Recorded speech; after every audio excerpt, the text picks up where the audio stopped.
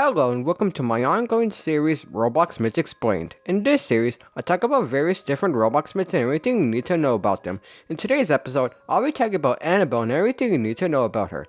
This myth is one that has been getting quite a bit of traction within the community, and my friend Spirit Blast really likes this myth, so I decided to make a video on AnnebeIl. Special thanks, as usual, to the Myth Community Wiki for providing all of the information used in this video. As always, make sure to hit the like button and to subscribe to the channel so that I know Akame goes well. You can also become a channel member by clicking the join button next to my name. So, without further ado, let's get into it.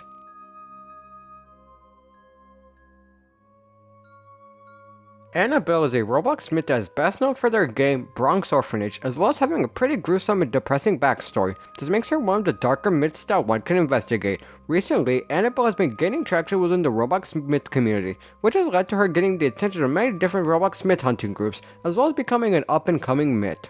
This, of course, has helped her gain a somewhat small fanbase dedicated to supporting her work. One thing I will say is that my friend Spirit Blast really likes this myth, which was one of the reasons I decided to make this video. All in all, this video is dedicated to those that like AnnebeIl's myth.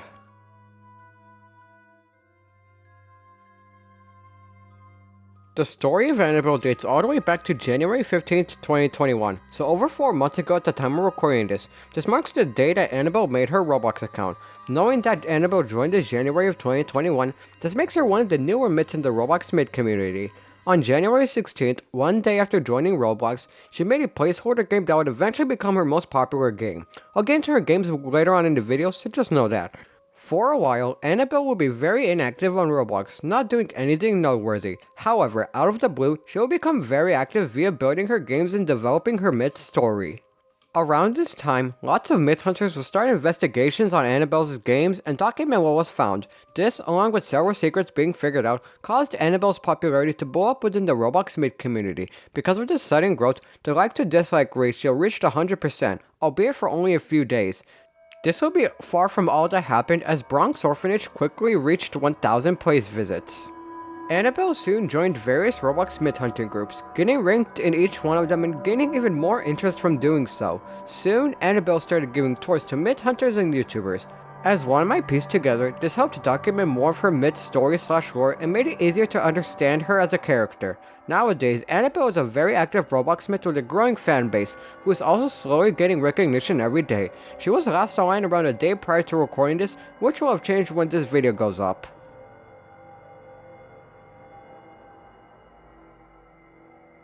As with every other Roblox myth in existence, there is some lore that one should know about AnnebeIl. This information will be taken from the Myth Community Wiki, which I will then break down so that it is easier for the viewer to understand. One thing I will say is that there is a lot of lore that I will be reading, so get ready for however long this takes. According to the Myth Community Wiki, a bipolar orphan named AnnebeIl Locus. Anne was born without a father. Her mother just had her and her brother, 2 miracles. Her mother took this for granted, and she decided to send her daughter to an orphanage and send the brothers to the mine shaft. Anne grew up being beaten and disrespected by fellow orphans. She developed problems, and she would draw doodles on the walls of what she sees. She had a fascination with wooden creations also. She would make over the orphans in their sleeps by giving them drawings drawn with a knife on their skin, leaving them to die. They never suspected her. They thought it was another child, Ronald Georn. Ronald was sent away so Judy, being smart, stopped and she decided to set traps around the place. This time, she wasn't caught, so to this day, she murders the caretakers of the orphanage and hides them in fun places. A mistreated boy named Pulis Locus separated at birth from his sister. His sister, Anne, was casted to an orphanage, but Pulis, he was casted to a mineshaft to work with miners. He grew up mentally damaged and abused, much like AnnebeIl. He worked labor for his whole life, but one day he had enough. He overheard his boss speaking of his sister in an orphanage, now working in pain like him. He decided to murder everyone at the shaft and hide all the bodies. He stayed too, living there. Later on, they both met. AnnebeIl sneaks off when everyone's gone on trips while she's forced to not come with them. She sneaked out one day to find the mineshaft. He heard about his sister and she heard about her brother. She was told her brother was dead. He was told otherwise. To break it all down, AnnebeIl is an orphan that also has bipolar disorder. Something interesting is that AnnebeIl had no father when she was born. Her mother gave birth to AnnebeIl and her brother however it was possible. Due to this, her mother sent AnnebeIl to an orphanage and the brother to a mineshaft somewhere. Here, AnnebeIl would get beaten up by fellow orphans, which led to her developing problems such as drawing whatever she saw on the walls of the orphanage. AnnebeIl also developed a fascination for wooden creations, and even created some as a result. However, she would end up murdering the other orphans via giving them a makeover. This is where AnnebeIl would draw on the skins of the orphans with a knife and leave them to die. The workers of the Bronx orphanage found out and tried to look for the person who did it. AnnebeIl was never suspected. In fact, they thought a kid known as Ronald Jr. was the person behind the murders. Because of this, Ronald was sent away to wherever. Judy, another orphan that is pretty smart, decided to set up traps in the orphanage in order to try and catch the real culprits of the murders. However, this failed and AnnebeIl murders the workers of the orphanage, then stores their bodies in pretty creative ways. Let's fast forward a bit in time. We know that AnnebeIl was sent to the orphanage, but her brother Pulis was sent to mineshaft so that he could work with miners, with an E. Anyways, his upbringing is pretty similar to AnnebeIl's in that he was mentally damaged and abused. Pulis worked throughout his entire life until he decided he had enough. Pulis overheard his now ex-boss talking about his sister and that she was in an orphanage. This caused Pulis to murder everyone working at the shaft and hide the bodies. He also stayed and lived at the mineshaft, which is cool I guess. Sometime in the future, Pulis and AnnebeIl met somewhere. After this, AnnebeIl snuck on and eventually found the shaft that Pulis worked at. They both overheard that their other sibling was dead, despite the other siblings hearing the contrary. They think that their siblings died, but this is actually not the case. In my opinion, this lore is pretty deep since we learned that AnnebeIl has a dark backstory. It gives her more character and may even make one sympathize with her. Just by the lore alone, one can say that AnnebeIl is a good myth. The fact that she is a murderer makes her character more interesting to learn about. Also, I'm surprised AnnebeIl was able to get away with what she had done to the other orphans.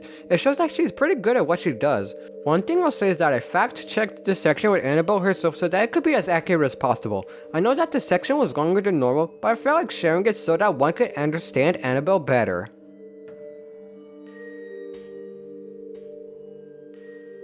Regarding AnnebeIl's appearance, her avatar currently consists of an all-white skin tone along with the black short hair with thin bangs UGC hair accessory, the bunny masquerade UGC hat, the cutest bunny tail UGC waist accessory, the sneaky Steve face, the My shirt, and the My pants.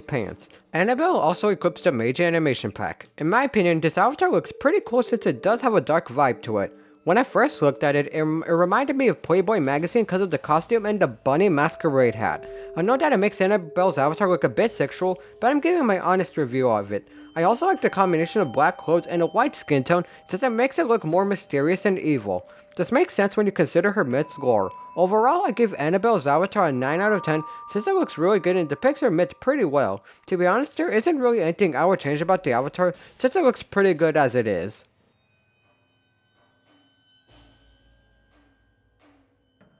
Alright, so this section is a bit odd, but I'll still talk about AnnebeIl's personality. She is known to be pretty hidden and quiet, as seen in various tours given to Roblox Myth Hunters.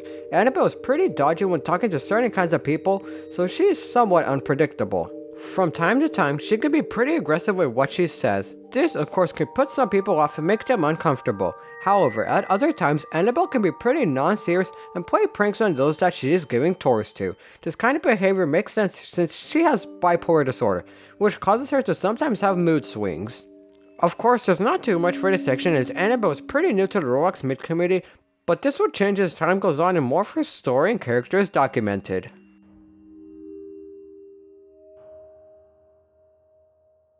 As mentioned before, AnnebeIl has 2 games at the time of writing this. In order, the games are Bronx Orphanage and Anne. The most popular of the 2 is Bronx Orphanage, with over 15,000 plays visits at the time of recording this. The game was made on January 16, 2021 and was last updated on May 10th, so less than a week prior to recording this. The description of the game credits some people such as Papa Bread, Era GK, and An Awakening Nightmare, so go support these people as well as AnnebeIl. One thing I need to say is that when I tried playing the game and recording footage for this video, there was a lot of lag due to the game's map being pretty big, so I had to do something else. For this section, I'll be using screenshots of the game as well as gameplay footage that's available and go off of those. If you plan on playing Bronx Orphanage, just know that it'll be laggy for lower end devices. Anyways, let's talk about the game. So, the player spawns in an area surrounded by trees with a path that goes in two different directions. Taking either path will lead the player to a huge building with bright lights and some stairs at the entrance. This is in fact the orphanage itself that AnnebeIl lives in. It is also known as Bronx Orphanage, if you didn't catch on somehow. Right when the player enters the orphanage, they'll be met with a hallway that contains a few doors. The door right next to the entrance of the building is just a storage closet, so it's not that important. There are several posters along the walls, one of which is the cover of Gaz's Circus in the Sky comic. Right next to this is a door to a bathroom that anyone can use if they need to go take a dump or something. From here, there are two ways that the player can go, and I'll be talking about both of them. On the left side of the hallway, there are quite a few doors that I'll be talking about. So, right away, there's a door that when open will lead to a small library type room with tons of bookshelves. At the end of the room, there is what looks to be an orphan talking to no one in particular while reading a book. Her dialogue mentions AnnebeIl and her being a, quote, mysterious character but not in a nice way. Moving on, there's another door that simply leads to a small corridor with a desk and a chair. This is most likely where a person sits and does office work. Continuing down the hall, there's a note on the ground that reads something of importance. It reads something, but I can't decipher it at the moment. Right next to this is a door that, when open, leads to a small room with several beds. One of the beds has a New York Mets hat and a small poster along with several figurines surrounding another figurine of Kid in Fumblebottom, aka Joker Kid 5898. This is probably a reference to different myth hunters in the community, which is pretty nice. In the same room, one can see that another bed has a clown head with some blood and a knife on top of it. Touching this will teleport the player to a game called The Setup. This marks the beginning of a mini rabbit hole of games made by AnnebeIl that I would not get into for this video. Anyways, continuing down the hall will lead the player to two different doors that each have different things. The door to the left leads to what is possibly a storage closet of some kind. Of course, there are lots of boxes and shelves in this. Right next to the door, there's a bed with a note on the floor next to it. The note in question reads, "I've been having dreams of Musgus turning into a man with a bunny mask. He has wide eyes." This is telling a part of the myth's lore where someone had a dream of someone becoming a man with a bunny mask and wide eyes. One can walk down to the end of the storage room and they'll find a table with an axe that the player can pick up. This axe will be useful later on in the video. At this same shelf, there is a rope hanging from the wall that the player can climb up on.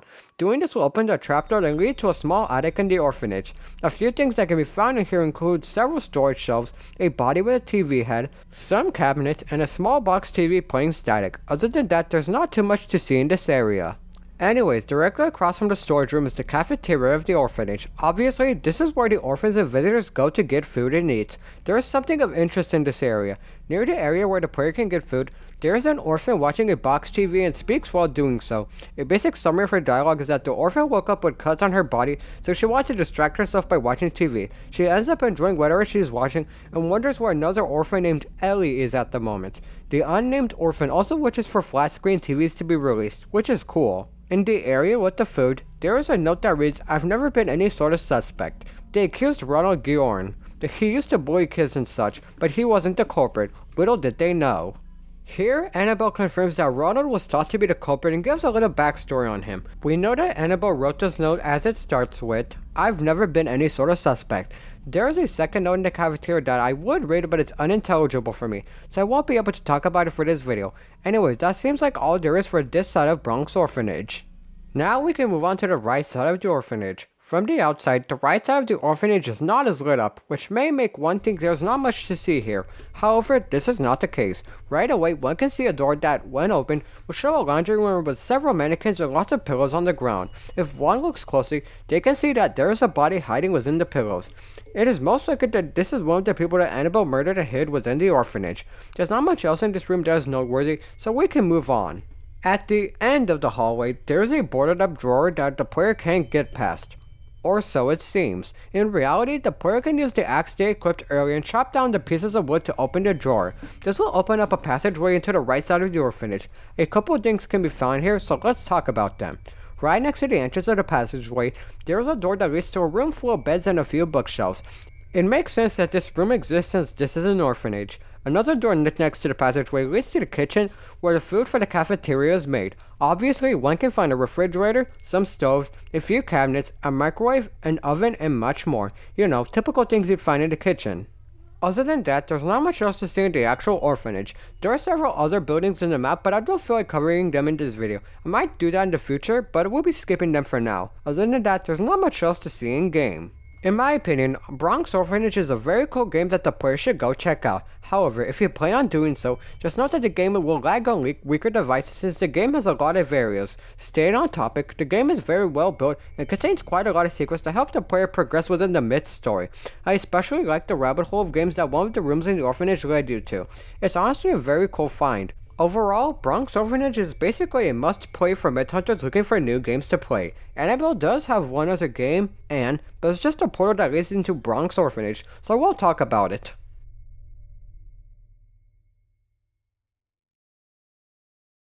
Like most big Roblox myths, there are a few relationships that AnnebeIl has, all of which play a different role in her myth story, so without further ado, let's get into the relationships. The first relationship that AnnebeIl has is with a user known as Miss Spilling. According to the lore, Miss Spilling is the biological mother of AnnebeIl, but something odd is that it's not likely the two have met since she decided to sell AnnebeIl to a businessman. I don't get how this is, but it's like that. The second relationship that AnnebeIl has is with someone known as AnnebeIl. How are the two related? AnnebeIl is known to be the biological brother of AnnebeIl, but the two haven't met as they were sent to different places when they were very young, with AnnebeIl going to the orphanage and AnnebeIl going to work in the mines. This makes sense as it's been a very long time since they last saw each other. The third relationship that AnnebeIl has is with someone known as Nihilus. How are the two related? Nihilus is the biological father of AnnebeIl, but it's highly unlikely the two ever met in the myth story. However, it is possible that Nihilus influenced AnnebeIl's behavior and murderous actions. You know, like father, like daughter. One thing I realized is that the way he influenced her behavior and actions would be pretty weird since, again, the two have never met. The fourth relationship that AnnebeIl has is with tour guests. Now, this is an interesting case. Normally, AnnebeIl is more serious and even a bit welcoming to certain guests. At other times, she could be non-serious and playful. When AnnebeIl is serious, however, she can act odd and use weird phrasing or wording. This can make people feel uncomfortable and become suspicious of her. All in all, how AnnebeIl acts towards guests mainly depends on her mood. The fifth and final relationship that AnnebeIl has is with friends. This could range from regular friends to friends with benefits, I guess. Staying on topic, it's pretty random as to how AnnebeIl acts towards friends of hers. It normally ranges from serious to non-serious. So, those are all of the relationships that AnnebeIl has with different people, which each of them playing a different part in her myth story.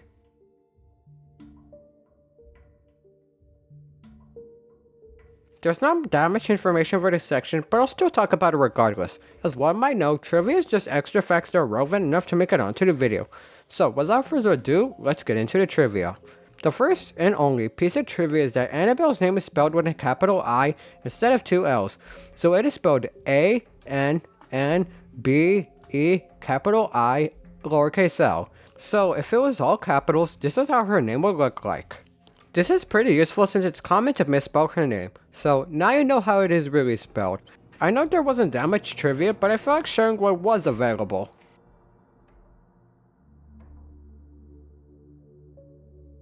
To wrap this all up, AnnebeIl is a Roblox myth that's best known for her game Bronx Orphanage as well as having a pretty dark backstory. Her myth is one that some might find more disturbing if you will. AnnebeIl has gained popularity in quite a short amount of time, rising to moderate status as of May 2021, which prompted me to make this video. AnnebeIl's story dates all the way back to mid-January of 2021, and has developed her myth since then. The myth's lore contains elements of things such as murder and death, which some people will find creepy. All of this led to AnnebeIl blowing up in popularity within the Roblox myth community, which in turn led to various Roblox myth YouTubers making videos on her myth. There are several relationships that AnnebeIl has with others, with each relationship playing a different role in her myth's lore. Most of the time, how AnnebeIl acts is dependent on her mood and who she is talking to. All in all, AnnebeIl is a Roblox myth that has the potential to grow very big and become recognizable within the Roblox myth community. I mean, quite a lot of people have investigated her and made videos on her myth. This proves that she is a good myth as well as having a good backstory. Anyways, her status is increasing every day since new people will discover her myth as time goes on. AnnebeIl will forever be a popular Roblox myth, and that's everything.